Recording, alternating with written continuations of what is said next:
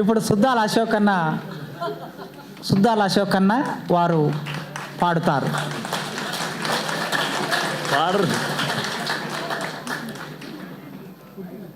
ఇప్పుడు తమ్ముడు కాసిం తెలుగు శాఖాధిపతి, ఇక్కడ సభాధ్యక్షుడైనా. ఇప్పుడు ఆయన పిలవకుండా నేనే వచ్చి పాడేవాడిని.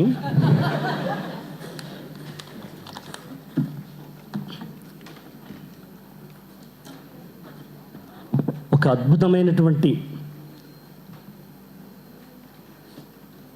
ముప్పిరిగొన్నటువంటి పద్యం, పాట, వచన, కవిత్వం త్రివేణి సంగమంలో, గంగా సరస్వతి యమున సంగమం లోపల మనం ఎదులాడుతున్నటువంటి సమయం ఇది. ఇదొక గొప్ప చారిత్రక సందర్భంగా నేను భావిస్తున్నాను. ఇందులోకి నన్ను ఆహ్వానించిన తెలుగు శాఖాధిపతి కాసిం గారికి మరియు పెద్దలు, ఆయన కవితలు, ఆయన ప్రసంగాలు వింటూ ఆయన మాటల పందిరి తీగలకు అల్లుకుంటూ ఎదిగినటువంటి మేము ఈరోజు ముఖ్య అతిథి శివారెడ్డి గారికి నమస్కారం. అలాగే పద్యం మీద సాధికారికంగా చెప్పగలిగి సమయం లేక తనను తాను కుదించుకుని మాలాంటి వాళ్లకు సమయం ఇస్తున్నాననే ఒక ఉదారత్వంతో మాట్లాడినటువంటి సంఖ్యన నర్సయ్య గారికి, వేదిక మీద ఉన్నటువంటి పెద్దలందరి పేరు చెప్పాలి, అందులో నా 2 నిమిషాలు పోతాయి. ఎదురుగా ఉన్నటువంటి పెద్దలు, ఎదురుగా ఉన్నటువంటి వాళ్ళు ఎందరో ఉన్నారు. తమ్ముడు శరత్కి చెప్పా, దూరం కూర్చుంటే నువ్వు ఎదురుగా కూర్చోవా, కాస్త ధైర్యంగా ఉంటుంది. అందరికీ నమస్కారం. మమ్మల్ని వేదిక మీదకి పిలిచినటువంటి కమలాకర్ శర్మ గారికి నమస్కారం. ఉస్మానియా 100 సంవత్సరాల సందర్భంగా జయ జయ జయ ఉస్మానియా విశ్వవిద్యాలయ, మేరీ వతన్ కో తూనే కితనే తహజీబ్ దియా. 2019లో 100 సంవత్సరాల ఉస్మానియా కోసం నేను రాసినటువంటి పాట ఇక్కడి వైస్ ఛాన్సలర్ గారు అప్పుడు రాయించారు. హిందూ, ముస్లిం, క్రైస్తవ, పారసీక సంస్కృతి సుగంధమ, ఖండాంతర యువ జనగళ విద్యాగాంధర్వమా, జ్ఞానం సంస్కృతాత్మ గౌరవ సింహాసనమా, నిజామలి నిలిపిన ఉన్నత విద్యా శాసనమా, శిలా శిల్ప సోయగమ మండపమణి కిరీటమ, వందే మాతర జ్వాల తోరణాల ఫలకమా, వీర తెలంగాణ నుదుట సింధూరపు తిలకమా, ఎరుపెక్కిన కళ్ళు పిడికిళ్ళ అగ్నివృక్షమా, ఎరుపెక్కిన కళ్ళు పిడికిళ్ళ అగ్నివృక్షమా, తెలంగాణ రాష్ట్ర ఉద్యమాన త్యాగాల పూల గుచ్చమా.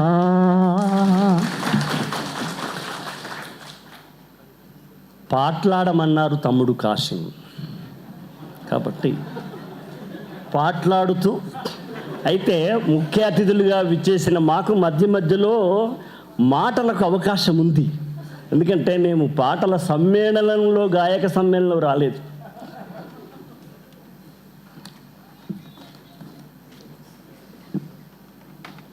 కాసిం గారు డిసిప్లిన్ గురించి మీకు చెప్పారు. ఫస్ట్ మేము సమయానికి వచ్చినాము, కొందరు లేట్గా వచ్చినారు.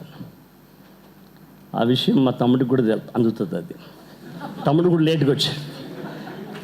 ఒకసారి ఆరుద్ర గారు లేట్గా వస్తే, సార్ మీరు లేటా అంటే, అబ్బాయి నేను లేటెస్ట్ అన్నట. మా సురేంద్రి వాళ్ళ లేటెస్ట్. ఎన్టీ రామారావు గారి దగ్గరికి ఒకే ఒక్క నిమిషం లేట్ వెళ్ళాడట ఒక ఆయన, ఒక మహానుభావుడు, ఇక్కడ చదువుకున్నవాడే, పేరు తర్వాత చెప్తా. ఒకే ఒక్క నిమిషం, పొద్దున 5:45 రమ్మంటే 5:46 ఆయనకు ఎదురుగా వెళ్ళాడు. వెళితే ఆయన ఏమన్నట్టు రామారావు గారు, నా ఇంట్లోకి వచ్చి నా ఎదురుగానే నా దగ్గర ఉన్నటువంటి తాళం చెవులు తీసుకొని ఖజానాలకి వెళ్ళి అందులో ఉన్నదంతా తీసుకుపో, నేను చూస్తూనే ఉంటా ఏమన్నా.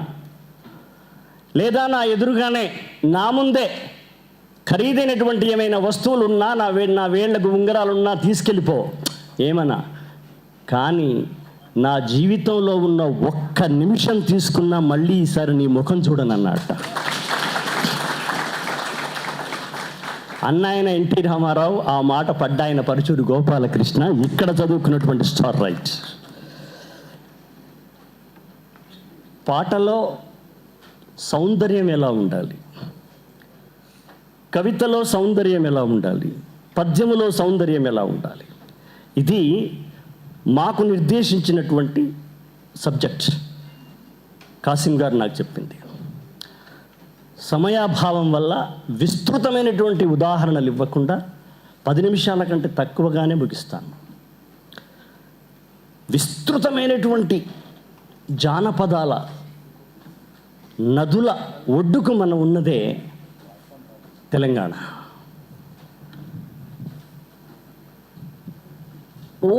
సౌందర్యాన్ని కవిత్వంలో పాటలో నింపడానికి, ముఖ్యంగా నేను పద్యం గురించి కవిత గురించి చెప్పట్లా, పాటలో నింపడానికి బ్రహ్మాండమైనటువంటి విషయమే అక్కర్లా.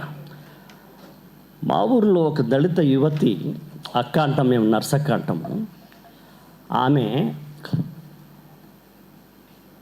పెండ పిడికలు చేసుకుంటే ఒక పాట పాడుతుంది.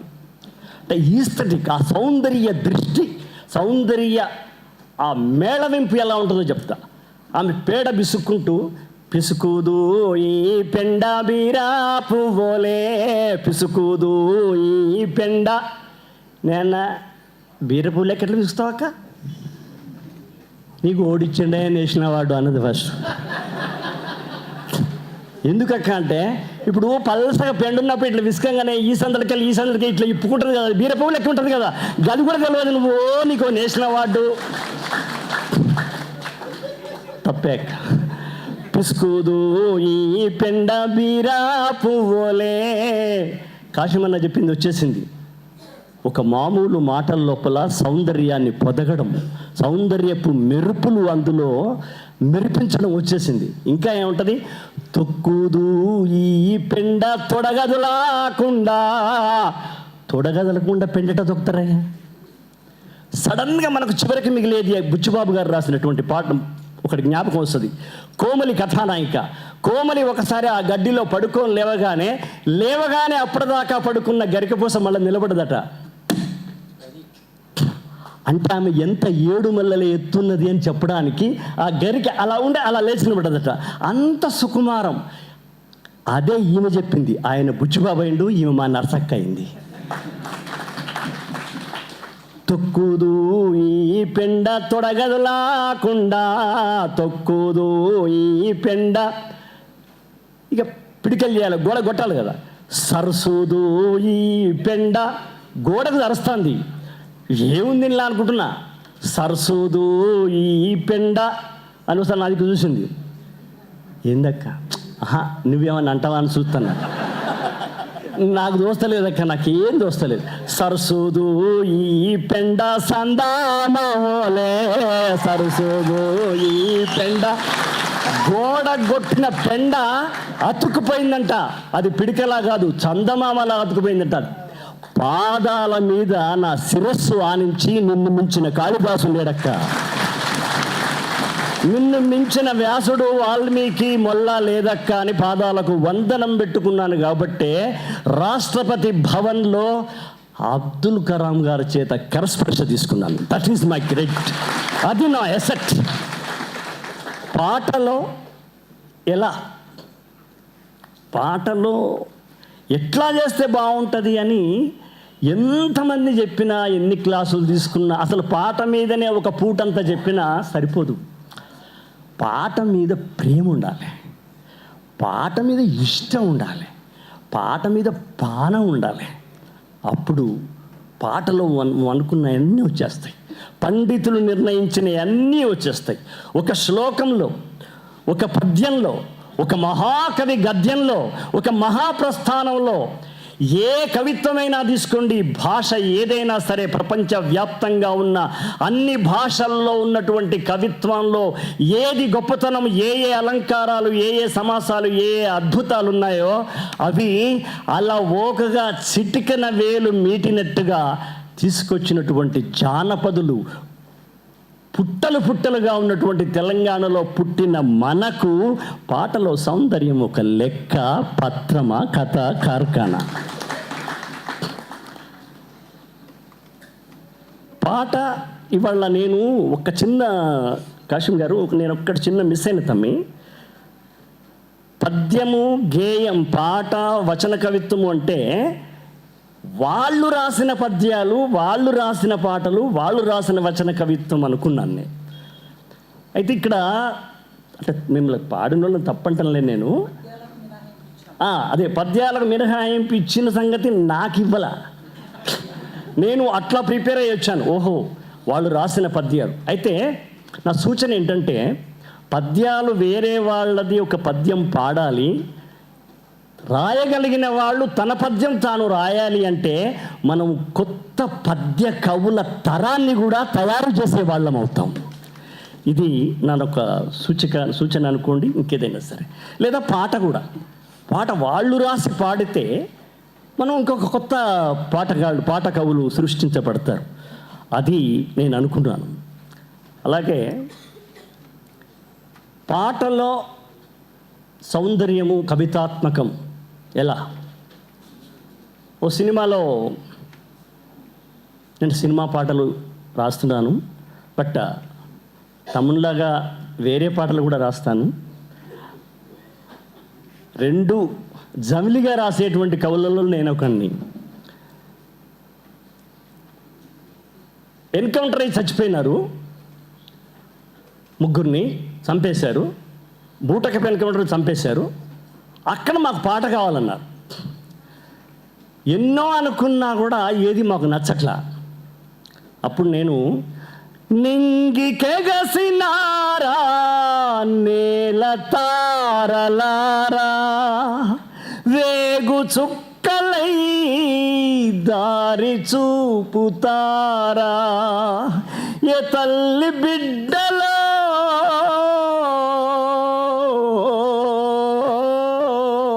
ఏ తల్లి బిడ్డలో భూతల్లి నుదిటిపై మీ గుండె నెత్తుటితో బొట్టు పెట్టిపోతిరో, పొదుగు కాడ లేక దూడ పాలు దాగానన్నది, సంపినోళ్ళ సావుగాను చేతులెట్లా వచ్చేనే, నింగికెగసినారా నేల తారలారా అని నేను రాయడానికి నాకున్న బలం ఏంటి? ఏం పెద్ద నేను సృష్టించానా? రాజు మరణించే ఒక చుక్క రాలిపోయి, కవియు మరణించే ఒక తార గగనమెక్కే, రాజు నివసించే రాతి విగ్రహములందు, సుకవి నివసించు జనుల నాలుకలందు. జాషువా గారి యొక్క పద్యం లేకపోతే నేను ఈ పాట రాయలేని వాడిని. కాబట్టే నరసయ్య గారు చెప్పినట్టు, లేదా మన కాశీం తమ్ముడు చెప్పినట్టు మీరు చదివి ఉండాలి. పాటైనా, పద్యమైనా, కవితైనా సాహిత్యాన్ని అధ్యయనం చేయాలి, సమాజాన్ని అధ్యయనం చేయాలి. సమాజాన్ని అధ్యయనం చేయకపోతే ఏమవుతుంది? నేను మొత్తం శ్రీనాథు నుంచి శివారెడ్డి గారి దాకా చదువుకున్నాను. కందుకూరి వీరేశలింగం నుంచి ఎండమూరి వీరేం దాకా చదువుకున్నాను. నేనెందుకు సాహిత్యాన్ని చూడాలి అంటే, మీకు ఉదాహరణ చెప్తా. నేను ఒక పాట రాయడానికి కూర్చున్నాను నా రూమ్లో. నా కూతుర్లు ఇద్దరు ఉన్నారు, నా మనవరాళ్ళు. ఇది రంగే, ఎంగు కాదు. నా మనవరాలు ఇప్పుడు ఇంటర్మీడియట్ పరీక్షలు ఇస్తాను. సో ఆ ఇద్దరు గొడవ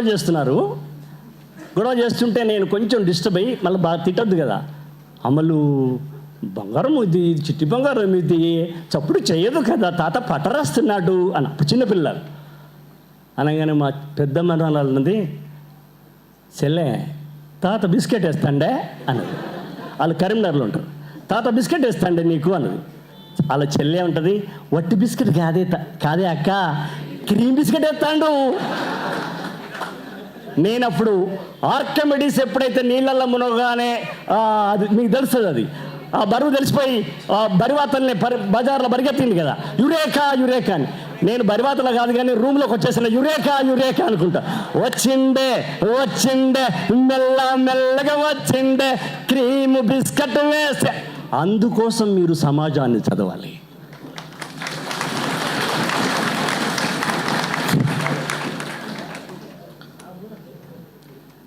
మా అమ్మని పక్కింటామే, అక్క ఏందక్క నువ్వు లమ్ముస్తున్నావు, ఇలా సంతోషంగా అనిపిస్తుంది, నువ్వు వాకిలి ఉడుకుతాంటే రాత్రి నా కొడుకు వచ్చిందమ్మా అన్నది. ఓ అక్కడ వచ్చింది ఆలోచన. ఊరువాడ కల్లరా ఉత్తరం వచ్చిందే, కన్నా కొడుకు వస్తుండని కబురు తెలిసిందే. ఎందుకు ఇక్కడ తినిపిస్తున్నానంటే నాకు తెలిసి మీరు అందరూ కూడా ఈ హాస్టల్లో ఏమనుకోవద్దు, హాస్టల్లో దరిద్రపు తిండి ఎంత తిని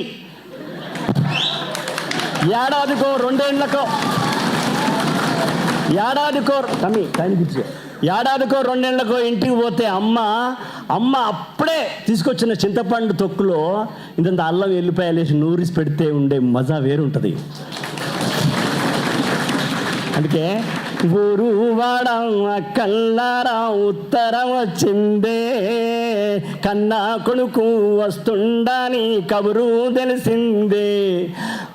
పల్లె నిడిచి తల్లి నిడిచి ఎట్లా ఉన్నాడో, కొడుకు ఏమీ తిన్నాడో, కొత్త బెల్లం తెచ్చి తీపి అన్నాలు వండాలి, పరమాన్నం వండాలి. ఊరు వాడ కల్లా. మా అమ్మ మా ఇంటి పక్క వాళ్ళ మాట విని రాశా. దీనికి నేను నమ్మర కోసం చదివినానా, మేఘ సందేశం పఠించినానా, లేదా ఒక మహాపండితుని దగ్గరికి వెళ్ళిపోయి నేనేమన్నా అవన్నీ నేర్చుకున్నానా? మాత్రా ఛందస్సు ఇవి తగిట తగిట తగిట తనన ఇవేమి నేర్చుకోవద్దా? అవి కూడా తెలిసింటే మంచిది. పాట గురించి మాట్లాడబోయే ముందు పాట గురించి తెలిస్తే పాట రాయొచ్చు. అంటే రాయొచ్చే ఉద్దేశం ఉంటేనే, మిమ్మల్ని రాయమని అంటలే. Thank you. మీరు నిర్దాక్షిణ్యంగా చెప్పొచ్చు తమ్మి, నా టైము. నేను ఎక్కడైనా ఆపేసినా కూడా ఉపన్యాసం పూర్తవుతుంది, ఎక్కడ ఆపేసినా ఉపన్యాసం పూర్తవుతుంది. ఏమని కథ చెప్తుంది కదా. కాబట్టి అంటే అక్కడ కొడుకు వస్తున్నాడు, ఇక్కడ తల్లి ఏమనాలి అంటాడు డైరెక్టర్. ఏం చెప్తావు ఇక్కడ? నడక చూడమ్మా కొడుకు నడకల్లోన ఆ కోదమ సింగాలేనా, నవ్వు చూడమ్మా బిడ్డ నవ్వుల్లోన ఆ కొండ పూలవాన. ఎవరని రాస్తారు? గారావంగా ఒక్కసారి. అమ్మా మనం అర్ధరాత్రి పోయి దిగి నడుచుకుంటూ పోయి తలుపు కొట్టి 11 గంటలకు నువ్వు తలుపు కొట్టి అమ్మ అన్నప్పుడు అమ్మ అర్ధరాత్రి నిద్రలేసి అమ్మ నా బిడ్డ వచ్చింది, అయ్యో నా కొడుకు వచ్చింది అని లేచి వచ్చేది అదాట్న తలుపు తీసింది. ఒకసారి మీరు గుర్తు చేసుకోండి. గారావంగా ఒక్కసారి అమ్మా అంటే చాలు, గంగాలాగా పొంగేను ఎదలింకిన సనుబాలు. ఒక పాటలో మనకు వింటున్నా, మనము కంటున్నా, మనం అనుభవించగా చూస్తున్న విషయాలనే మన పాట లోపల గనక మనం అల్లగలిగితే, పాట లోపల గనక మనం అందులో చల్లగలిగితే అద్భుతమైన పాటలు మీ నుంచి వస్తాయి.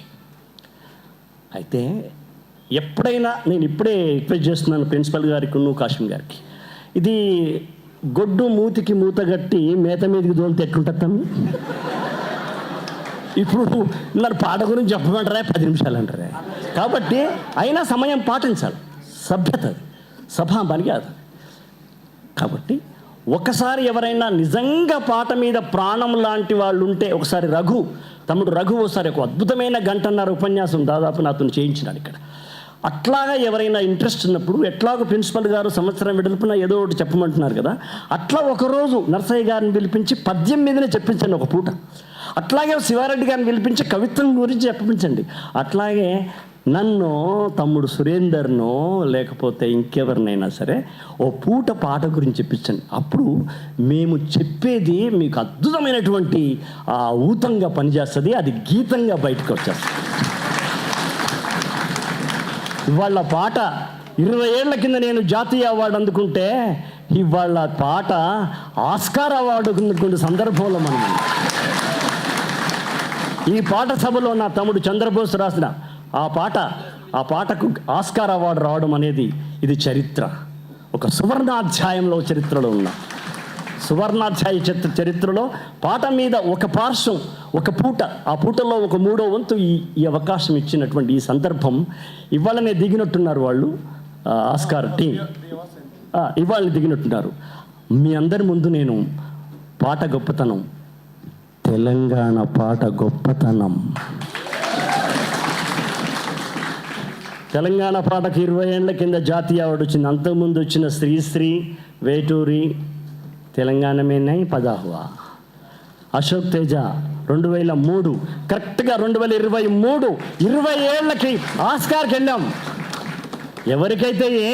ఎవరైతే మనవాడు మన తమ్ముడు ఇవాళ మనం ఒకరికొకరు పరిచయం లేకున్నా ఒకరినొకరు శుభాకాంక్షలు చెప్పుకోవాల్సినటువంటి ఒక సువర్ణ ఆస్కార్ అవార్డు తీసుకున్న సందర్భంలో మనం ఇవాళ కలుసుకున్నాం.